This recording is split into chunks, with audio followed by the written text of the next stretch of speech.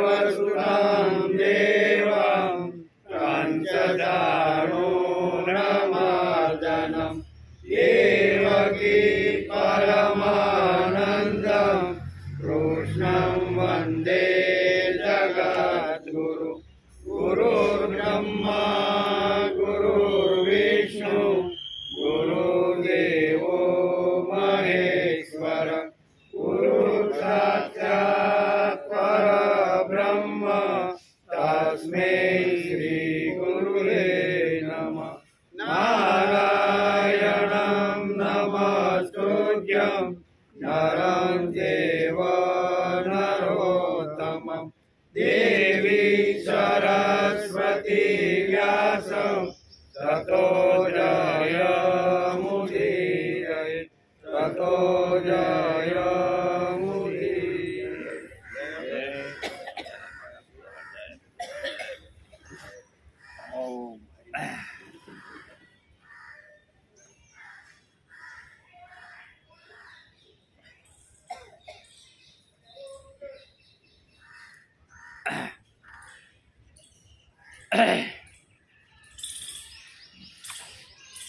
अत्र शूरा महेश्वासा भीमार्जुना समायुधि युयुधान विराटच्च द्रुपदच्च महारथ दृष्टकेतु चिकितान काशीराज्यस्य वीर्यवान् पुरोजित् कुन्तिभोजस्य सेव्यस नरपुंगव युधामन्यो च विक्रांत उत्तमो जास वीर्यवान् सौभद्रो द्रौपदेयासे सर्व एव महारथ। चौथो पांचमो और छठो त्रणनो पारायण कर्युं। आज पांचमा श्लोक थी आपणे शरूआत करवानी छे। श्रीमद भगवत गीता चिंतन शुरू थयुं एनो आज 9मो दिवस। गई काले आपणे यत्र सुरा महेश्वासा भीमार्जुन समायुधि एमां अर्जुन काशीराज એટલે કે अर्जुन विराट द्रुपद અને युयुधान એનો આપણે ગઈ કાલે વિચાર કર્યો। આજે આપણે 5મા શ્લોકથી શરૂઆત કરવાની છે। 5મા શ્લોકમાં યુયુધાનું નામ પહેલા આવે છે, ચોથામાં। શ્રીમદ ભગવદ્ ગીતાનું ચિંતન આપણે ઘણા સમયથી આપણા જીવન ઘડતર માટે શરૂ કર્યું છે। ગઈકાલે એક ભાઈ શું કહેવાય ટીવી ઉપર આવતા હતા, એ કે અમે ભગવદ્ ગીતા કોરોનામાં શરૂ કરી। કોરોનામાં ઘેરે બેસીને 5 આજુબાજુના હોય ને, અને 30 વર્ષનો અમારો વ્રત છે। કેટલું? 30 વર્ષ। અમે જે ગીતા શરૂ કરી 30 વર્ષે પૂરી થાય। કેટલા હોય? 30 વર્ષ। હવે કેટલું છે એની પાસે? આપણે શાળા થઈ ગઈ કે કેવા એટલે 30 વર્ષ કે આપણે બેહવાની તૈયારી રાખવાની છે, બેસવાના છે, બરોબર। શ્રીમદ ભગવદ્ ગીતાનું ચિંતન આપણે આપણા જીવન ઘડતર માટે કરીએ। આપણે જે અહીંયા આવી છીએ ને, એ આપણે આપણા ઘડતર માટે કરી છે। કોઈને સુધારવા, કોઈને શું કહેવાય વ્યસન મુક્તિ માટે કે કોઈને ઉદ્ધાર કરવા માટે કે કોઈનું કલ્યાણ થઈ જાય એટલા માટે આવતા આપણે આપણા જીવનનું ઘડતર કરવાનું છે। કે ભગવાને મને માનવ દેહ આપ્યો છે, તો એનું જો ઘડતર કરીએ તો બહુ સરસ એની કિંમત વધી જાય છે। એમ કે માનવ જીવન દુર્લભ છે, તે આપણને મળેલું છે, તેનું ઘડતર થવું જોઈએ। એ જીવન ઘડતરના પાયામાં શ્રીમદ ભગવદ્ ગીતા છે। આપણે માનવ દેહ જે મળ્યો છે ને, એમાં આપણું પશુ પક્ષી ઘડતર કરી શકે નહીં, કારણ કે એને સ્વતંત્ર મન અને બુદ્ધિ ભગવાને આપ્યા નથી। એને તો આપણે જ્યાં દોરી જાય ત્યાં જાય, ખવડાય એ ખાય, કારણ કે એને સ્વતંત્રતા નથી એમ। પણ માણસ એક એવું પ્રાણી છે કે ભગવાને એને મન બુદ્ધિ આપીને સ્વતંત્ર કરી દીધા છે। એટલે દુર્લભ માનવ દેહ મળ્યા પછી પ્રત્યેક માનવે જીવનનું ઘડતર કરવાનો પ્રયત્ન કરવો જોઈએ। અને ઘડતરના પાયામાં તત્વજ્ઞાન એટલે શ્રીમદ ભગવદ્ ગીતાનું તત્વજ્ઞાન હોય તો ગમે તેવી વિકટ પરિસ્થિતિમાં પણ માણસ હસતો રમતો 100 વર્ષ સુધી આનંદ કિલોલ કરતો જીવી શકે છે। તેથી આપણે બધા ઘડતર માટે કરી બેઠા છીએ। ગીતાનું આ ગીતા આપણું ઘડતર કરે છે. ભીમ અને અર્જુનની જેમ આપણી અંદર તેજસ્વીતા, અસ્મિતા, કૃતજ્ઞતા, ભાવ જાગૃતિ, કર્તૃત્વ પ્રયણ આવા ગુણો આપણી અંદર લાવવાનો પ્રયત્ન કરવો જોઈએ. 2 દિવસ આપણે ભીમ અને અર્જુનનો જે વિચાર કર્યો, આટલી મોટી શક્તિ, આટલી મોટી તાકાત, આટલી મોટી બુદ્ધિ આવી ક્યાંથી? તો કે એણે ભગવાનનું શરણ સ્વીકારી લીધું હતું. જે કાંઈ કૃતિ કરે ને જે કાંઈ સફળતા મળે એ ભગવાનના ચરણે ધરી દેતા. એટલે આ બધી વાતો આપણે શ્રીમદ ભગવદ્ ગીતાના આ ચરિત્ર અને આ પાત્રોમાંથી શીખવાની છે. તેથી પ્રથમ આપણે ઇતિહાસ અને ત્યાર પછી તત્વજ્ઞાન, ઇતિહાસ અને તત્વજ્ઞાન સાથે મળે તો આપણે બંને વસ્તુ સારી રીતે સમજાય જાય. કાણું માટલું પણ પૂજવા લાયક થઈ જાય. કુંભારને અહીંયા આપણે ગયા હોય અને બેનો ટકોરા મારે અને એકાદું કાણું માટલું હાથમાં આવે ને કે બાપા આ અમારે લેવું નથી, એ કે પણ લઈ જાવ ને, તમને ખાવ સસ્તામાં આપજો, એ કે તોય અમારે જોતું નથી, મફતમાં આપો તો કાણાને શું કરવાનું છે? ટકોરો વગાડીને ભલે થોડાક પૈસા વધારે આપવા પડે તો પણ થાય, પણ એ જ કાણાના માટલાને કોઈ શિવજી મંદિરનો પૂજારી કોઈ આવે અને કે ભાઈ અમારે ગળતી તરીકે માટલું જોઈશે તો કે લઈ જાઓ. હવે કાણા માટલાની કિંમત થઈ ને, આખો શ્રાવણ મહિનો રોજ એની પૂજા થાય, રોજ એની અંદર પાણી ભરાય, રોજ આવનાર લોકો અહીંયા દર્શન કરે, કાણા માટલાના કરે કે નહીં? કાણું માટલું પણ જો ભગવાનની ઉપર જો આવી રીતનો અભિષેક કરવા લાગે ને તો કાણા માટલાની પણ કિંમત વધી જાય. આપણે ભલે કાણા આવીશું, કોઈના પગ નહીં હાલતા હોય, કોઈની આંખોથી નહીં દેખાતું હોય, કોઈને કાને સંભળાતું, આ બધા કેવા છે? જો ભગવાન ઉપર ચડી જાય તો કાણા માટલાની પણ કિંમત થાય છે. એટલે આપણે એવું સમજવાનું કે આલું સંભળાતું નથી, બરાબર, દેખાતું નથી, હલાતું નથી અને હવે ક્યાં જવાનું? ત્યારે અહીંયા શાસ્ત્રકારો આપણે સમજાવે કાણું માટલું પણ જો ભગવાન પાસે પહોંચી જાય ને તો એની પણ કિંમત વધી જાય છે. અને આખો શ્રાવણ મહિનામાં જે લોકો આવે છે બધા ટપકતા રહેલા કાણા માટલામાં દર્શન કરીને પછી જાય છે. કિંમત વધી કે નહીં? રોડ ઉપર રખડતો કોઈ પણ બળદ હોય તો એની કિંમત નથી, પણ એ ભગવાનની સામે આવીને જો બેસી જાય ને તો મંદિરમાં જતા પહેલાં લોકો એને પહેલાં પગે લાગે. કારણ કે શા માટે? તો કે એ જે બળદ છે ને એને ભગવાન તરફ મોઢું રાખ્યું છે. મોઢું ક્યાં છે એનું? ભગવાન તરફ. એટલે આપણું મોઢું જો પણ ભગવાન તરફ હોય ને તો પણ સમાજમાં આપણી કિંમત વધી જાય છે. તેથી શ્રીમદ ભગવદ્ ગીતા આપણું ઘડતર કરે છે. આપણા જીવનમાં કાંઈ ક્લેબીય હોય, કાંઈ નાની મોટી આવી રીતની કાંઈ હોય ને એ બહાર ફેંકીને સંસ્કારો સિંચન કરવાનું કામ શ્રીમદ ભગવદ્ ગીતા કરે છે. કાણું માટલું પણ ભગવાનના કામમાં વપરાય તો પણ એની કિંમત વધી જાય છે. માણસે આટલો વિચાર કરવો જોઈએ. કોઈ હિંમત કરતું નથી, ગીતા ભણવાની કોઈ હિંમત કરતું નથી, બરાબર. પોતાના દીકરાને ગીતા ભણાવવાની કોઈની તૈયારી પણ નથી. ગીતા હાલતી હોય ને ત્યાં કોઈ મોકલવાની આપણી તૈયારી નથી.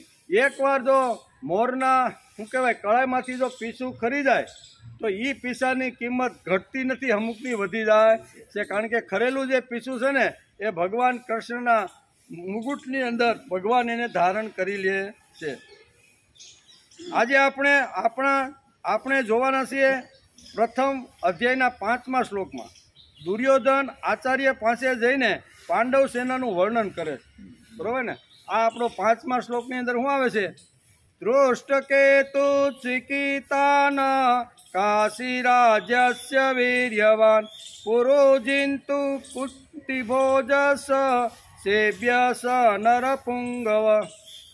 આ 6 મહારથીઓને આપણે આજ યાદ કરવાના છે. બીજા શ્લોકની અંદર અહીંયા ભાગવતકાર વેદવ્યાસે યુદ્ધની ભૂમિની અંદર પાંડવ પક્ષથી કેટલા મહારથીઓ યુદ્ધમાં ઊભા છે અને અહીંયા મામકા એટલે દુર્યોધન આચાર્ય પાસે જઈને કહેશે કે આ વિશાળ સેના તમે જુઓ અને એની અંદર કેવા રાજાઓ આપણી સામે લડવા માટે ઊભા થયા છે. એમાં આ શ્લોકની અંદર 6 રાજાઓનું વર્ણન કરવામાં આવ્યું છે.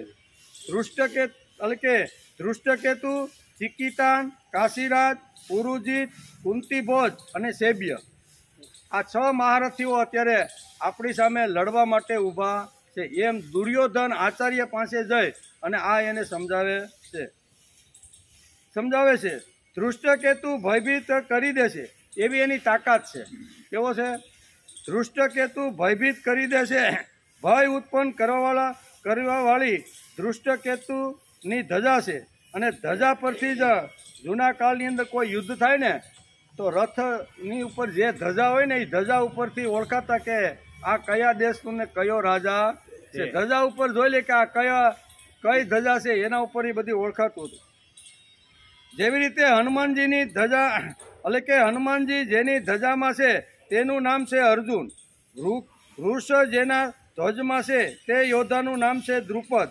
રથ ઉપર ના ધ્વજથી યોદ્ધાઓની ઓળખાણ થતી હતી. જૂના કાળમાં જ્યારે યુદ્ધ થાય અને ત્યાંની ઓળખાણ કરવાની હોય તો બધા ધ્વજ ઉપરથી ઓળખાણ થતી હતી. દુર્યોધન ધૃષ્ટકેતુનું નામ 5મા શ્લોકમાં પ્રથમ લે છે. કેવું? અહીં કોનું નામ લે છે? ધૃષ્ટકેતુ. કે આપણી સામે જે યુદ્ધની અંદર આ 6 મહારથીઓ જે આવીને ઊભા છે એમાં ધૃષ્ટકેતુનું નામ પ્રથમ દુર્યોધન આચાર્યને કહેશે કે દુર્યોધન ધૃષ્ટકેતુનું આ 5મા શ્લોકમાં પ્રથમ એટલા માટે લે છે કે ધૃષ્ટકેતુ શિશુપાળનો પુત્ર હતો. ધૃષ્ટકેતુ કોણ હતો? શિશુપાળ. એટલે આચાર્યને યાદ કરાવે છે કે જે કૃષ્ણએ આ ધૃષ્ટકેતુના પિતાનું શિર દોષ કરી નાખ્યો એવો જ આપણી સામે આવીને પાછો ઊભો. એટલે ભૂલી જતા નહીં પાછા. એમ શું કે છે કે જે કૃષ્ણએ તારા શું કે છે એટલે કે જે કૃષ્ણએ આ યુદ્ધમાં ઊભેલા અહીંયા ધૃષ્ટકેતુના પિતાને શું કહેવાય શસ્ત્ર માથું કાપી નાખ્યું એ જ આપણી સામે આવીને ઊભો એમ કહેવા માગે છે કે ભૂલી જતા નહીં આ બધા આપણા. એટલે કે દુર્યોધન ધૃષ્ટકેતુનું નામ 5મા શ્લોકમાં પ્રથમ એટલા માટે લેશે કે ધૃષ્ટકેતુ શિશુપાળનો પુત્ર હતો. ધૃષ્ટકેતુ શિશુપાળનો પુત્ર છે. કૃષ્ણ ભગવાનના ફઈનો મામા ફઈના એ થાય છે પાછા સગા. કોણ? કૃષ્ણ અને શિશુપાળ એ પણ મામા ફઈના થાય છે. સંબંધથી બધાએ જોડાયેલા હતા. શિશુપાળનો જન્મ થયો ત્યારે તેને 3 આંખ અને 4 હાથ હતા. એનો જન્મ થયો ને હા એટલે આ બધું થયું અને પછી સગાના નાતે દ્વારકામાંથી ભગવાન બધા શું કે માતાઓ સાથે અહીંયા ફઈની ઘેરે મળવા માટે આવે છે કે બાળકનો જન્મ થયો છે તો આપણે જરીક એને મળી આવીએ. શિશુપાળનો જન્મ થયો ત્યારે તેને 3 આંખ અને 4 હાથ હતા. જેના ખોળામાં જશે તેની આંખ અને વધારાના 2 હાથ ખરી પડશે અને તેના હાથે જ તેનું મૃત્યુ થાય. બરોબર. આ બાળક જન્મો એટલે રમાડવા માટે દ્વારકામાંથી કૃષ્ણ ભગવાન સાથે બધા જ અહીંયા આવ્યા છે. બરોબર. અને બધાના ખોળામાં બાળક પેલું જન્મવું હોય એટલે બધાના ખોળામાં આપે છે. પણ વિચિત્ર ઘટના એ બની કે અહીંયા 3 આંખવાળો જન્મો અને 4 હાથવાળો. એટલે એની માતાને ચિંતા થાય છે કે આ બાળક જન્મતા વેત આ રાક્ષસી કદનું જન્મ છે તો હવે મારું શું થશે. અને એ વખતે ત્યાં કીધું કે ભાઈ આ બાળક જેના ખોળામાં જશે રમાડો બધાય અને જેના ખોળામાં જશે અને જેના ખોળામાં ગયા પછી એની આંખ અને હાથ વધારાના દૂર થઈ જશે એના હાથથી એનું મૃત્યુ થશે. એટલે બધા રમાડવા માંડ્યા. એક પછી એક લાઈનમાં જે બધા હતા એ બધાને બાળક આપવા લઈ ગયા. એમાંથી જ શિશુપાળ ભગવાનનો વેરી થયો અને ભગવાનના ખોળામાં આવ્યું અને આંખ થઈ ગઈ ગાયબ, હાથ થઈ ગયા ગાયબ. એટલે એ વખતે ફઈબાએ નક્કી કર્યું કે મારા દીકરાને મારનાર તો આ કૃષ્ણ છે. ત્યારથી શિશુપાળ અને કૃષ્ણને જબરજસ્ત વેર એકાબીજાને ભલે મામા ફઈના હતા પણ મોટામાં મોટું વેર એને બંધાણું. જન્મથી શિશુપાળ ભગવાનનો વેરી થયો. એટલે કે ઇન્દ્રપ્રસ્થ અને રાજસૂય યજ્ઞની અંદર આવે છે. ઇન્દ્રપ્રસ્થની અંદર અહીંયા યુધિષ્ઠિર જ્યારે આખા રાજસૂય યજ્ઞ કરે છે દેશ દેશાંતરના બધા રાજાઓને ત્યાં બોલાવે છે અને બધા રાજા હસ્તિનાપુર સહિત બધા જ રાજાઓ ત્યાં આવેલા છે. અને આવેલા છે એટલે અહીંયા વાત થાય છે અગ્ર પૂજારી કે આટલા મોટા રાજાઓ આટલો મોટો યજ્ઞ આ જો યુધિષ્ઠિર જો કરતો હોય તો અગ્ર સ્થાન આ યજ્ઞની અંદર કોને આપવું, અગ્ર પૂજા કોની કરવી, પહેલા પૂજા કોની કરવાની, આવું બધું ઘણા બધા અલગ અલગ રીતે આવી રીતની પ્રસ્તાવના મૂકે છે. કોઈ કે ભીષ્મની કરો, કોઈ કે ધૃતરાષ્ટ્રની કરો, કોઈ કે આમ તેમ અનેક લોકોની આવી રીતની વાત થાય ને એમાંથી એક કસૂર એવો નીકળ્યો કે આ બધા પૂજા કરતા ભગવાન કૃષ્ણ અત્યારે હાજર છે યજ્ઞમાં તો અગ્ર પૂજા એની થવી જોઈએ. એટલે સર્વસંમતિથી અહીંયા ભગવાન કૃષ્ણની અગ્ર પૂજા થાય એવું અહીંયા યજ્ઞની અંદર આવી રીતે રાજસૂય યજ્ઞમાં આવી રીતનું નક્કી થયું અને ભગવાનની પૂજા ચાલતી હતી એ સમયે શિશુપાળ હાંફળો ફાંફળો થઈને ત્યાં આવે છે. આવું બધું મહાભારતની અંદર આ બધું વર્ણન છે. જન્મ એટલે કે શિશુપાળ ઊભો થયો, હાંફળો ફાંફળો થઈ અને જ્યાં બેહવાની જગ્યા આવી ત્યાં તો બેહી ગયો, પણ ત્યાંથી આ ભગવાનની અગ્ર પૂજા ચાલતી હતી. એમાં પાંડવોમાં જે પાંડવોના ભાઈઓ છે એ બધા એના સાધનો આપીને ભગવાનને પૂજા કરાવતા હતા. એમ કે જન્મ એટલે કે શિશુપાળ ઊભો થઈ કૃષ્ણની અગ્ર પૂજાનો વિરોધ કરે કે ભાઈ તમે આ ગોવાળીઓ છે એ કાંઈ રાજા નથી, રાજાની પૂજા થવી. આમાં અનેક રાજાઓ આવ્યા છે, એમાંથી કોઈ પણ એક રાજાને પસંદ કરી અને અગ્ર પૂજા એની તમારે કરવી.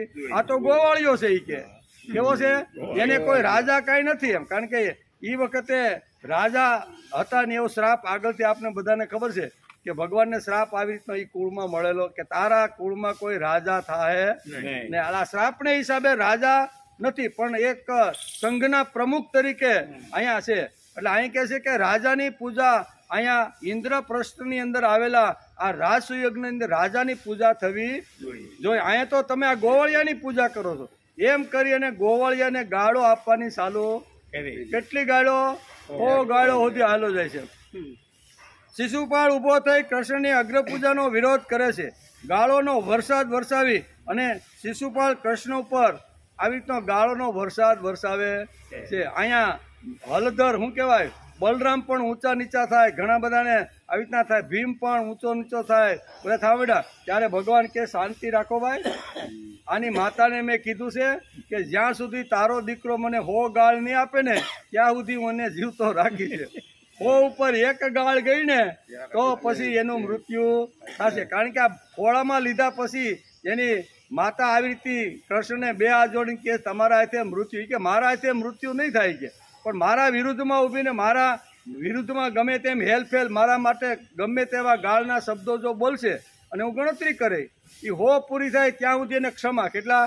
100 ગાળ સુધી હું એને ક્ષમા આપીશ. અને 101 થાય ને એટલે તમારો દીકરો તમારા હાથમાં રહે નહીં. માતાને થયું કાંઈ વાંધો નહીં, મારો દીકરો થોડો 100 ગાળું ભેગી કરીને કાંઈ આપે કે.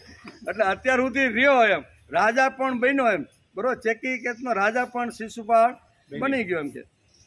કૃષ્ણ કોઈ દિવસ અગ્ર પૂજામાં ન આવી શકે. પહેલો વિરોધ કર્યો શિશુપાળે કે કૃષ્ણ કોઈ દિવસ અગ્ર પૂજામાં આવી શકે નહીં. એ રાજા નથી, રાજાની જ અગ્ર પૂજા થવી જોઈએ એવો પ્રસ્તાવ શિશુપાળે મૂક્યો એમ કે. રાજાની પૂજા થવી, આ રાજા નથી, આ તો ગોવાળીઓ છે. બરાબર, ગાયો ચારતો ચારતો વળી અહીં વૃંદાવનમાંથી ક્યારે અહીં પૂગી ગયો. એટલે આવા ગોવાળિયાની પૂજા થાય. ખૂબ જબરજસ્ત શિશુપાળ એનો વિરોધ કરે છે. સિંહનો ખોરાક ગીધને ન મળે. શું કે છે શિશુપાળ? કે છે કે સિંહને જે ખોરાક જોઈએ ને એ ગીધડાને મળે નહીં. એટલે કૃષ્ણને ગીધડો કીધો. કેવો? સિંહનો ખોરાક ગીધને મળે નહીં. હાથીની અંબાડી પર ગધેડો કોઈ દી બેસી શકે આવી ગાળું આપે છે. કેવી? કે હાથીની અંબાડી ઉપર કોઈ દિવસ ગધેડો બે. આ તમે ગધેડાને અગ્ર પૂજા આપી. આવા શબ્દો, ભયંકર શબ્દો. અને એમાં હળદર જે હોય છે ને, અહીંયા કોણ? બલરામ ઊંચા નીચા થાય છે કે, પણ ભગવાન એને પકડી પકડીને બેહાડે છે કે ભાઈ તું ઈ ભાઈ જી મને કહેશે નહીં, તમને લાગુ પડે છે પણ તું થોડીક વાર શાંતિથી રાખો. મેં એની માને વરદાન આપ્યું છે, બરાબર ને. એટલે આવા ખરાબ અને ભયંકર ગાળો આવી રીતની બોલે છે.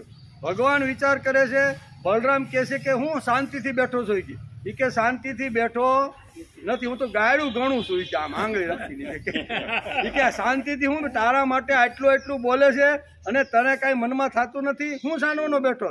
એ કે હું સાનવાનો બેઠો નથી. તો કે શું કરે છે? એ કે ગણું છું 1 2 3 4 કેટલી એની 100 સુધી તો મેં એની માને કીધું તો મારે આને ક્ષમા આપી દેવાની. એટલે ગણું છું. એટલે કહેવાનો અર્થ કે કૃષ્ણ કોઈ દિવસ અગ્ર પૂજામાં ન આવે, સિંહનો ખોરાક કોઈ દિવસ ગીધને ન મળે અને હાથી ઉપર કોઈ દિવસ ગધેડાની સવારી ન થાય.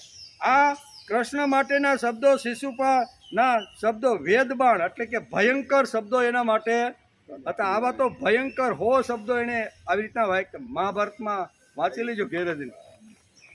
ભગવાનને બહુ જ અપમાનિત શિશુપાળ કરે છે. 100 ગુના સુધી હું તને માફ કરીશ.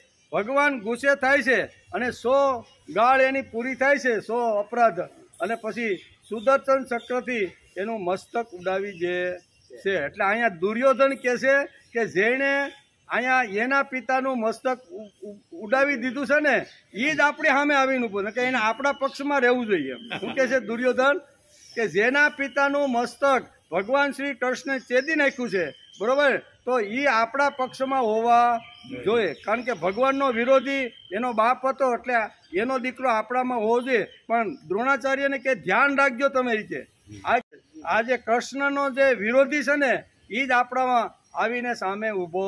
આ બધી યાદ અત્યારે અહીંયા મામકા અત્યારે અહીંયા કોને કરાવે છે? આચાર્યને, કે ધ્યાન રાખજો. બીજી પણ દુશ્મનાવટ હતી. એક દુશ્મનાવટ આ હતી અને બીજી પણ એક શિશુપાળ માટે ભગવાન શ્રી કૃષ્ણની દુશ્મન હતી. શિશુપાળ રૂકમીનો ખાસ મિત્ર હતો. બીજી દુશ્મનાવટ કઈ હતી કે રૂકમીનો ખાસ મિત્ર, બરોબર, ભગવાનનો જે હાળો રૂકમી હતો ને ગઈકાલે આપણે જેની વાત કરીએ એનો હગ્ગો મિત્ર, ખાસ ભાઈબંધની જોડી હતી.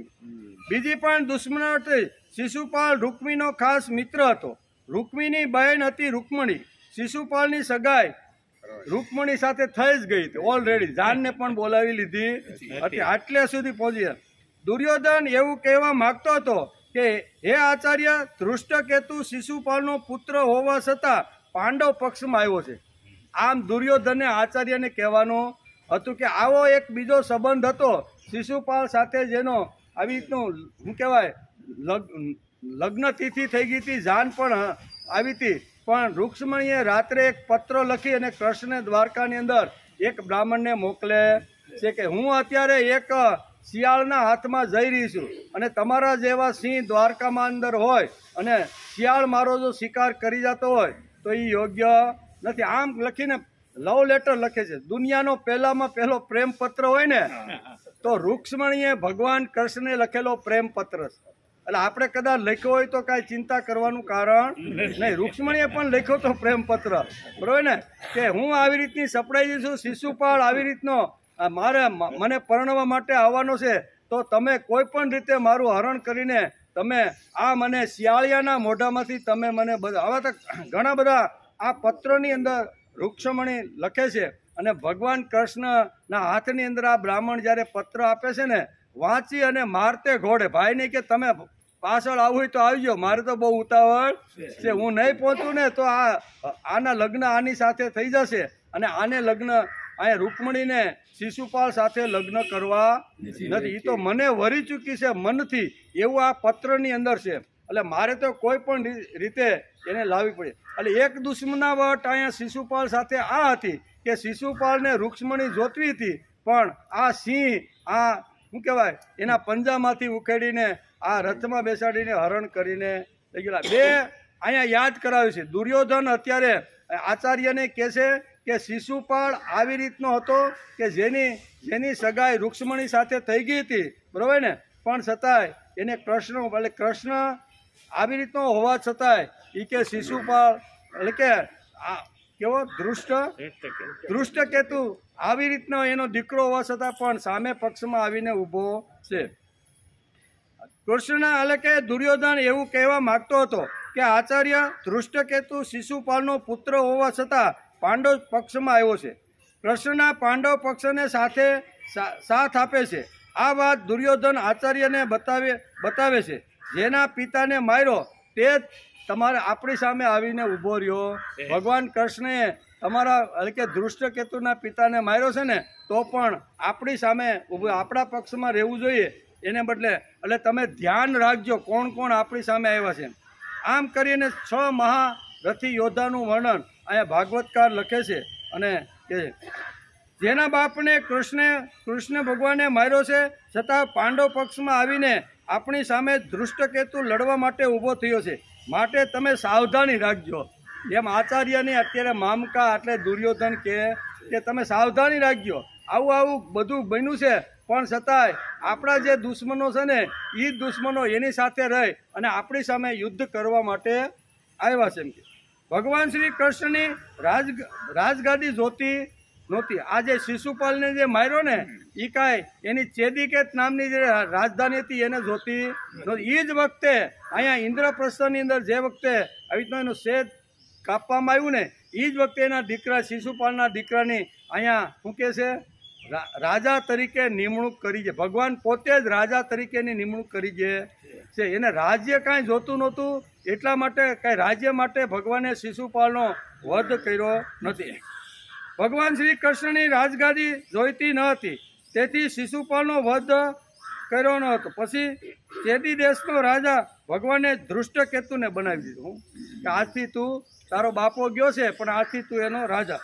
કૃષ્ણે કેટલાય રાજાઓને કંઠસ્થાન આપીને યમપુરી પહોંચાડ્યા છે, પણ એકેય રાજધાની ઉપર એને કબજો જમાવ્યો નથી કે રાજધાની મને મળે, વૈભવ મળે, સત્તા મળે અને મારું વિશાળ મોટું આવી રીતનું રાજ્ય બને, એના માટે એક પણ રાજાને માર્યો નથી. જેના રાજાને માર્યો છે ને એના બધાના દીકરાઓને અહીંયા કૃષ્ણએ એ જ ગાદી ઉપર બેસાડી દીધા છે. જરાસંઘને માર્યા પછી પણ આવી રીતના એના પુત્રને પણ ગાદી ઉપર બેસાડી દીધો છે. બીજો આવે છે ચિકિતાન. કેવો? આમાં 6 યોદ્ધાઓનું વર્ણન આ શ્લોકની અંદર છે. બીજો આવે છે ચિકિતાન. મહાન યોદ્ધો છે, તે બળવાન છે અને સુરવીર છે, આમ દુર્યોધન કહે છે. આ આપણી સામે જે 6 યોદ્ધાઓ અત્યારે જે આવીને ઊભા છે એમાં આ ચિકિતાન બહુ જ બળવાન, બહુ જ શક્તિશાળી અને બહુ જ સુરવીર યોદ્ધો છે એમ દુર્યોધન આચાર્યને કહે છે. અને દુશ્મનના વખાણ કરે એટલે 100% સાચા હોય. આપણો દુશ્મન જ્યારે આપણા વખાણ કરવા માંડે ને બહાર જઈને, ત્યારે સમજવાનું કે આપણે કાંઈક હોય તો હોય, પણ જ્યારે હાહુ જ્યારે જમાઈના વખાણ કરે ને ત્યારે એમાંથી 90% બાદ કરી નાખવાનું. જમાઈના વખાણ કરવાની શરૂઆત કરે, હાવ કંઈક મળવા માટે આવ્યો હોય, અમારા જમાઈ તો આમ 2 ફેક્ટરી આમ હાલે, આમ થાય ને તેમ થાય, આટલું મોટું બધું, તે સમજાવું કે 90% એમાંથી બાદ કરી નાખવું. પછી મા દીકરાના વખાણ કરે ને ત્યારે 50% બાદ કરી નાખવાનું. પોતાના દીકરાના વખાણની શરૂઆત કરે એટલે સમજી લેવાનું આમાં 50%. પણ દુશ્મન જ્યારે આમાં પક્ષના જ્યારે વખાણ કરવા માંડે ને ત્યારે અમે 100% દુર્યોધન જેવો દુર્યોધન અત્યારે આ 6 રાજાના વખાણ કરે છે, બરોબર ને? નકર એને તો વખાણ કરવા જોઈએ, ધ્યાન રાખવું જોઈએ. એની જગ્યાએ દુર્યોધન આ દરેક 6 જે રાજાઓ યુદ્ધના મેદાનમાં જે આવ્યા છે એનું વર્ણન અત્યારે દુર્યોધન દુશ્મન એનું વર્ણન કરે છે. એટલે કેટલા મોટા શક્તિશાળી છે દુશ્મન. જો આવી રીતના રાજાઓનું જો વર્ણન કરતો હોય તો આપણે સમજી લેવું જોઈએ કે આ કેટલા મહાન યોદ્ધાઓ છે. દુશ્મન વખાણ કરે ત્યારે સમજી લેવું જોઈએ કે 100% સાચી વાત છે. દુર્યોધન મામકા એવું કહે છે કે ચેકિતાન બળવાન અને શક્તિશાળી યોદ્ધો છે. ચેકિતાનનો અર્થ થાય છે જેનું ચિત્ત ભટકે છે છતાં ઈશ્વર કાર્યમાં ખેંચીને જેણે પાછું પ્રભુ સમર્પિત કર્યું છે એનું નામ છે ચેકિતાન. ચેકિતાનનો અર્થ થાય મન હંમેશા માણસનું ભટકતું હોય છે. આજે ભલે આપણે અહીં વડલા હેઠે બેઠા, પણ આપણું અહીંયા ઘણીવાર અહીં બેઠા બેઠા મન ઉયું જાય કે નહીં કે આજે ગામની અંદર શું થયું છે, કપાસ વેચાઈ ગયો છે કે નહીં, ભાગ્યાને હું આ કહીને આવ્યો તો એ શું થયું છે. ભલે ને અહીંથી આપણે ચમારડી સુધી 500 માઇલ દૂર બેઠા હોય, પણ અહીં બેઠા બેઠા આપણે મન ત્યાં પૂગી જાય કે નહીં, પૂગી જ જાય. એટલે મનની આ તાકાત છે. અહીં ચેકિતાન સંસ્કૃત શબ્દ છે, એનું ગુજરાતી થાય છે જ્યાં મન ભટકતું હોય એ ભટકતા મનને ત્યાંથી ખેંચી અને એ પાછું ભગવાનના ચરણમાં જે લગાડે છે એનું નામ છે ચેકિતાન. ભલે દુનિયામાં ગમે ત્યાં મન ફરતું હોય, પણ ઘડીના 6 ભાગમાં એ મનને અહીંયા સ્થિર કરવાનો પ્રયત્ન કરે છે, એનું નામ છે ચેકિતાન. એના પણ તમે કેવી રીતનો બળવાન છે એ પણ તમે મારી પાસેથી સાંભળો. ચેકિતાનનો અર્થ થાય છે જેનું ચિત્ત ભટકે છે છતાં ઈશ્વર કાર્યમાં ખેંચીને તે પાછું લઈ આવે છે, તેથી એનું નામ ચેકિતાન છે. એટલે કે ભમતા રહેલા મનને ઈષ્ટમાં જે લાવી શકે તે દુનિયાનો શક્તિશાળી માણસ કહેવાય. ભટકતું રહેલું જે મન છે એ અહીં કહે છે કે એ મનને પ્રભુ સુધી અથવા એ મનને ભમતા રહેલા મનને ઈષ્ટ એટલે સુંદર, સારું, મંગળ, બરોબર? તો ઈષ્ટ તરફ લાવવાનો જે પ્રયત્ન કરે છે એ કેટલો મહાન હશે.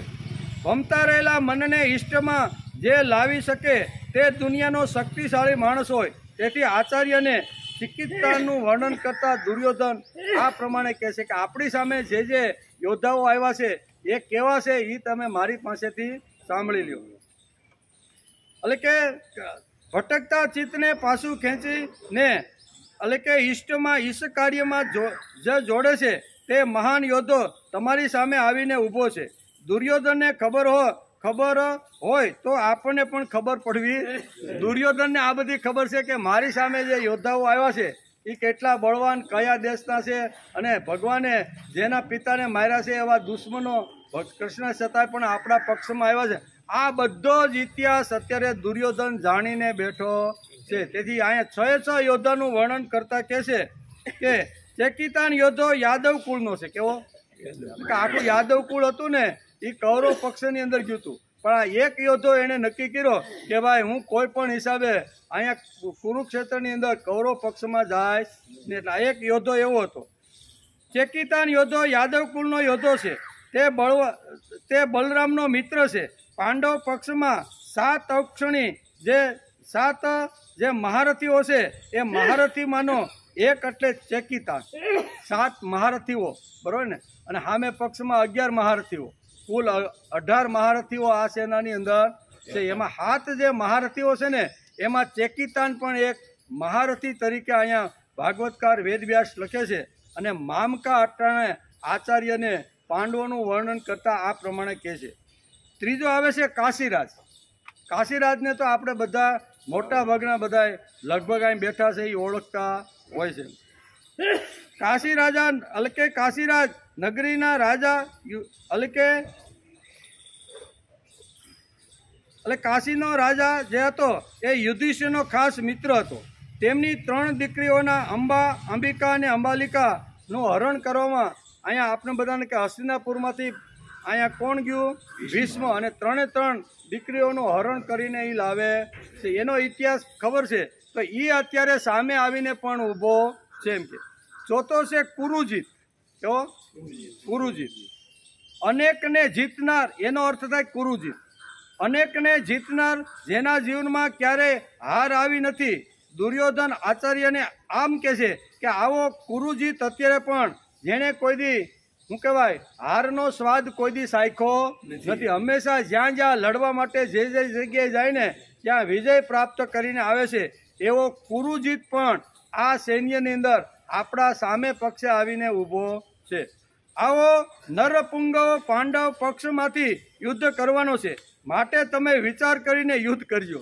આચાર્યને શું કહે છે કે આવા મહાન યોદ્ધાઓ જે છે ને એ આપણી સામે યુદ્ધની અંદર ઊભેલા છે, માટે તમે વિચાર કરીને તમે યુદ્ધ કરજો. આમ આચાર્યને અહીંયા મામકા વારંવાર આ શબ્દ સંભળાવી રહ્યો છે. કુરુજી એટલે કે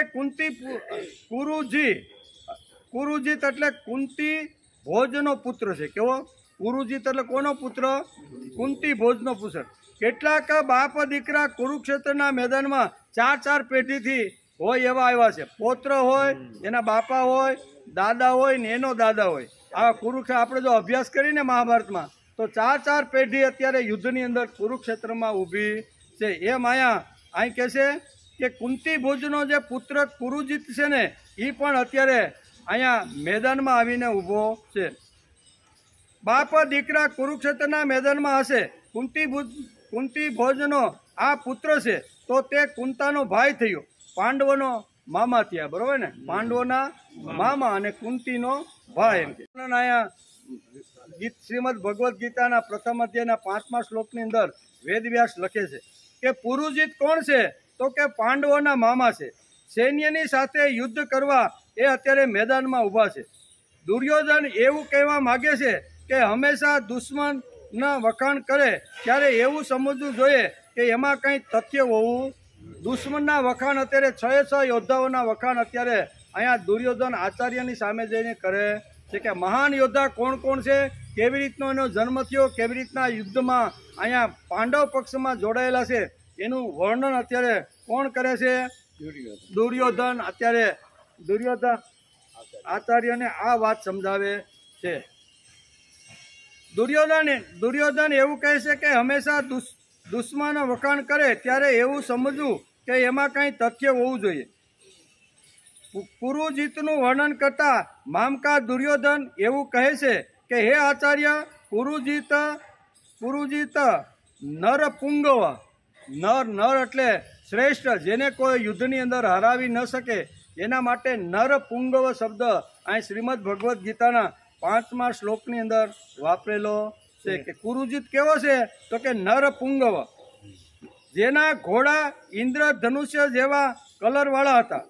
પુરુજીત કુરુક્ષેત્રમાં મન પ્રાણ લગાવીને યુદ્ધ કરે છે, પણ તેઓ કુરુક્ષેત્રમાં અસ્વસ્થાના હાથે માર્યો જાય છે. આ બધું થોડું જાણી લઈ કે ભાઈ આ બધા યોદ્ધાઓ આવ્યા હતા, પણ યોદ્ધાઓ કેવી રીતના લડ્યા અને કોણ કોણ કોના હાથેથી મરાય. એટલે કે છે ધૃષ્ટ કેતુ ચિકિતાની, બરોબર. આ શ્લોકની અંદર શું કે છે? ધૃષ્ટ કેતુ ચેકિતાના. જોજો ભાઈ આમાં બધું આડો. ધૃષ્ટ કેતુ ચિકિતાના કાશી રાજ્યસ્ય વીર્યવાન પુરુજિંતુ કુંતી ભોજસ સેવ્યસ્ય નરપુંગવ. તત્વજ્ઞાન જોઈએ છે તો સાથે સાથે ઇતિહાસના આ યોદ્ધાઓને પણ આપણે જોઈ લઈએ. શ્રીમદ ભગવદ્ ગીતા એ તત્વજ્ઞાનથી ભરેલો આખો ગ્રંથ છે. એની સાથે સાથે આ ઇતિહાસ પણ આપણે જોઈ લઈએ કે આ ઇતિહાસમાં કઈ કઈ ઘટનાઓ બને છે. આ યોદ્ધાઓનો જોઈ લઈએ. એટલે કે મેલેરિયાની ગોળી તો કડવી જ હોય છે. ભગવાન અત્યારે ગોળીનું કવર ચડાવે છે અને આપણને પાવાનો પ્રયત્ન કરે છે.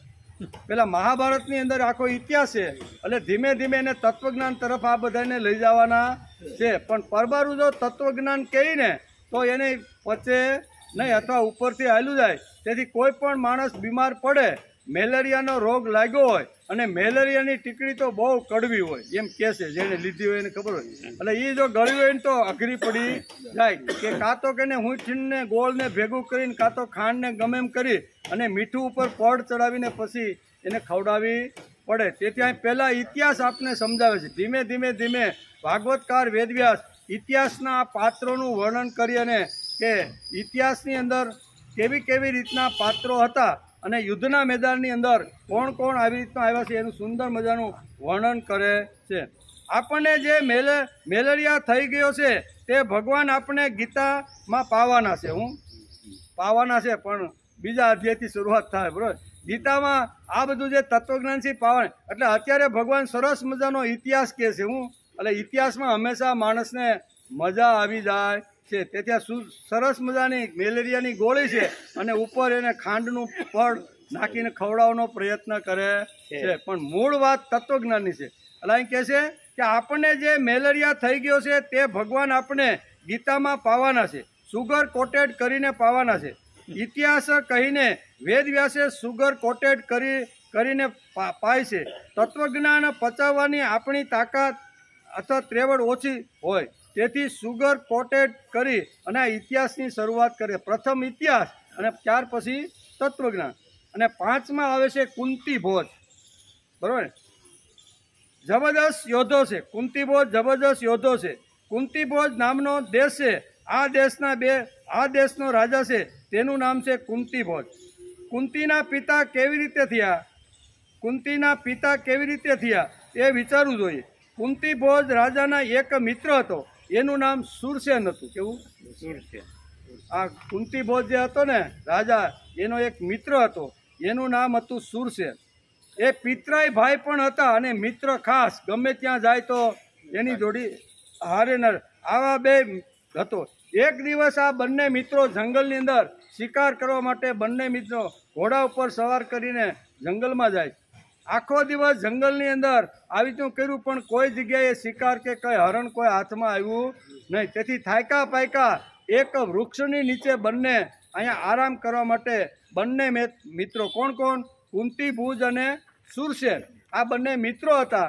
એ અહીંયા આરામ કરવા માટે જંગલની અંદર બેઠા છે એક વૃક્ષ નીચે. અને એ વખતે અહીંયા સુરસેનનું ધ્યાન કુંતી ભુજના ચહેરા ઉપર જાય છે.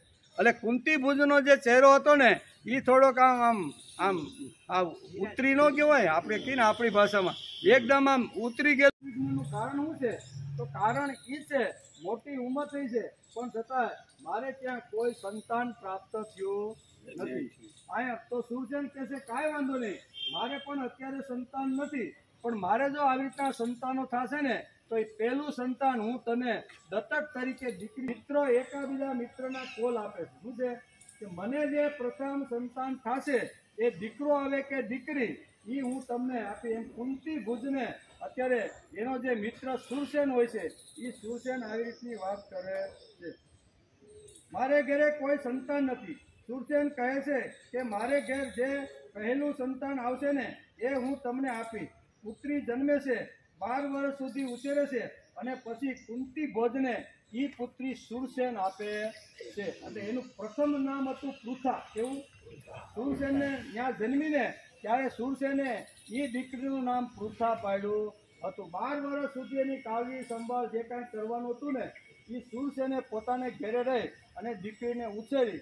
12 વર્ષની હરતી ફરતી થઈ ગઈ એટલે વચન પ્રમાણે એ કુંતી ભુજને આ પૃથા નામની જે દીકરી છે ને એ એને દત્તક આપે છે. આ ઇતિહાસ આપણે સમજી લઈએ તો આપણે શ્રીમદ ભગવદ્ ગીતા સમજવાની મજા આવશે.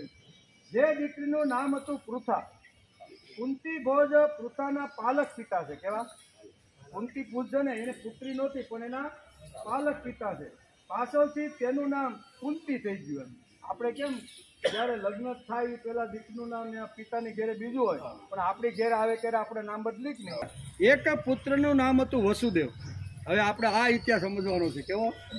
અહીંયા કુંતા અને વસુદેવ આવી રીતના બેન ભાઈ કેવી રીતના થયા ને એ ઇતિહાસ આખો અહીં સમજાવે છે. અને એનો એ અહીંયા અત્યારે કુંતી ભોજ જે છે ને એ જ અત્યારે યુદ્ધમાં આવીને ઊભો રહ્યો છે. તો એ કોણ છે, કેવી રીતનો છે, તો એનો ઇતિહાસ વ્યાસે બહુ સરસ રીતે ચિતરવાનો પ્રયત્ન કર્યો છે કે હે આચાર્ય, આપણી સામે જે 6 યોદ્ધાઓ અત્યારે જે પાંડવ પક્ષથી લડવા માટે આવી રહ્યા છે એના દરેકનો પરિચય હું તમને આપું છું. એમ કરીને એક એક રાજાનો પરિચય આપતા આપતા કુંતી ભોજનો પરિચય આપતા કહે છે કે સુરસેનની દીકરી અને પાલક તરીકે અહીંયા કુંતી ભોજને આપવામાં આવી અને તેથી તેનું નામ કુંતી નામ પડ્યું. જે દીકરીનું નામ હતું પૃથા, કુંતી ભોજ પૃથાના પાલક પિતા બને છે. પાછળથી તેનું નામ કુંતી થઈ ગયું. એટલે કે પૃથાના પુત્રો થયા તે પાંડવો અને વસુદેવના પુત્રો થયા તે કૃષ્ણ ને બલરામ. એટલે અહીંયા મામા પૈના એક સંબંધ લાગી ગયો કે મામા પૈના કેવી રીતના છે ને એ પણ આપણે સમજવું જોઈએ.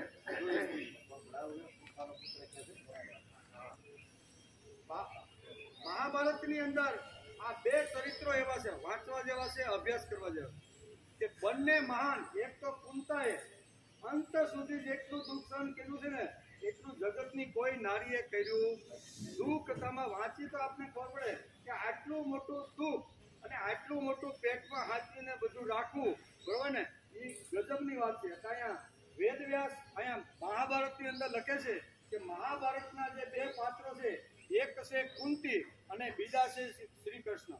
બંનેનો ઉછેર ક્યાં થયો? પાલક પિતાને ત્યાં. કુંતીનો પણ પાલક પિતાને ત્યાં ઉછેર થયો અને ભગવાન શ્રી કૃષ્ણ જન્મમાં જેલમાં બરોબર દેવકીના પેટે પણ એનો પાલક પિતા કોણ બન્યો? નંદરાય. 2 ચરિત્રો એવા છે કે એક બંનેના પાલક પિતા અલગ અલગ, જન્મ આપનાર પણ જુદા અને પોષણ કરીને મોટા કરી અને સંસારમાં લાવનાર પણ બીજા છે. 2 ચરિત્ર જબરજસ્ત છે અને બંને એટલા બધા દુઃખો સહન કર્યા છે જેનું આપણે વાંચી તો ખબર પડે. જેનો જન્મ જેલમાં થયો હોય, અરે જન્મતા પહેલા જ મારી નાખવાના જેવા કાવતરા થતા હોય, એથી મોટું દુઃખ કયું હોય? જન્મમાં પહેલા જ મારી નાખવાનું, ગર્ભમાં અથવા બહાર નીકળે તો મારો ને કાપો કોઈ પણ છે આ આદમી બાળક જીવતું રહેવું જોઈએ. આવું જેનું ચરિત્ર છે એવા કૃષ્ણ ભગવાનનું પાલન પોષણ અહીંયા નંદ બાવાને યશોદાને ઘરે અહીંયા ગોકુળની અંદર થાય છે. એવી રીતે અહીંયા સુરસેનની જે દીકરી હતી એ 12 વર્ષ સુધી ત્યાં એ બધું અત્યારે હું તમારું પૂરું કરવા માટે આવ્યો છું, તો તમે મારી પાસેથી માગી લ્યો. અને એ સમયે પણ કુંતી બહુ ધ્યાન રાખીને કૃષ્ણને કહે છે કે મને કાયમ માટે વિપદા મળે, દુઃખ મળે ને એવું તમે મને વરદાન આપો. વિચાર કરો તો કૃષ્ણ કે શા માટે? કે ભાઈ અત્યાર સુધી તો તમે સુખ ભોગવું નથી. આ 13 વર્ષ સુધી તમારા દીકરાઓ વનની અંદર ઘૂમમાં, એને ખાવા મળ્યું છે, પીવા મળ્યું છે અને તમને અહીંયા હસ્તિનાપુરની અંદર આવી રીતના રાખવામાં આવ્યા. આથી મોટું દુઃખ થયું છે. એટલું જ નહીં પણ કર્ણ જેવો આવી રીતનો યોદ્ધો તમારા પેટે જન્મો અને તમે પેટમાં રાખ્યું ગમે ત્યારે ગમે એવા પ્રસંગો આવે, બરોબર, કુંતા માતાની સામે ઘણીવાર આવી રીતનો કર્ણ આવીને ઊભો રહે ને કર્ણ વિશે ગમે તેવું ઘણા બધા બોલતા હોય છે, માતા સહન કરે છે, આ બધું તમે ખૂબ સહન કર્યું છે, પણ પેટમાંથી તમે વાત બહાર કાઢી નથી. તો હવે તમે સુખની ઈચ્છાની જગ્યાએ તમે આવી દુઃખ શા માટે માંગ્યું?